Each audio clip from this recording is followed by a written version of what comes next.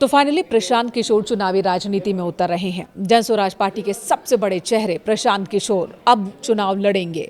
वो पटना की high profile Bankipur विधानसभा seat पर उपचुनाव लड़ेंगे। जन स्वराज पार्टी ने उन्हें अपना उम्मीदवार घोषित कर दिया है और इसी के साथ 30 जुलाई को इस सीट पर होने वाला चुनाव दिलचस्प हो गया है। आपको बता दें, इससे पहले भी प्रशांत किशोर ने कहा था विधानसभा चुनाव के दौरान कि वो चुनाव लड़ेंगे। राघोपुर सीट से चुनाव लड़ने की अटकलें लगाई गई थी, बहुत सारी चर्चाएं भी हुई थी। ये भी हुआ था कि उन्होंने अपनी तैयारी पूरी कर ली है, लेकिन ऐन वक्त पर प्रशांत किशोर ने अपने कदम पीछे खींच लिए थे और वो चुनाव मैदान में नहीं उतरे। लेकिन इस बार इस हाई प्रोफाइल सीट से वो चुनाव मैदान में उतर आए हैं और इस बार भी उनकी तैयारी पूरी बताई जा रही है। जन स्वराज पार्टी के प्रदेश अध्यक्ष मनोज की ओर से इस बात की जानकारी दी गई। मनोज भारती ने कहा कि पूरी तैयारी हमने कर ली है। प्रशांत किशोर का चेहरा हर किसी को प्यारा है।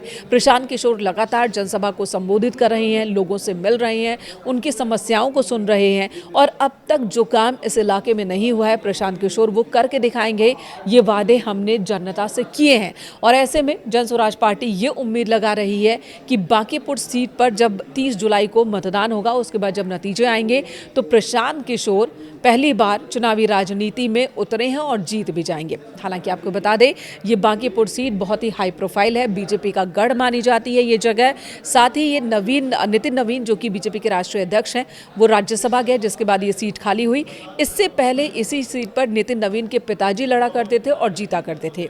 यानी कि एक तरह से बीजेपी का गढ़ है ये, एक तरह से नितिन नवीन के परिवार की सीट बन गई थी ये। लेकिन अब यहाँ पर रोचक मुकाबला देखने को मिल सकता है। ये सीट आखिर क्यों उपचुनाव यहाँ पर करवाना पड़ रहा है, ये भी आपको बता दें।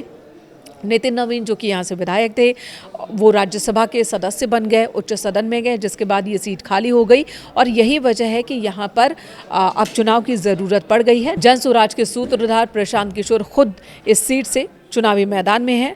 चुनाव आयोग के शेड्यूल के मुताबिक इस सीट पर 30 जुलाई को वोट डाले जाएंगे। बीजेपी के गढ़ माने जाने वाले बांकीपुर में नितिन नवीन की खाली हुई जगह को भरना नए उम्मीदवार के लिए चुनौती है। बीजेपी के सामने चुनौती है अपने इस गढ़ को मेंटेन रखने की।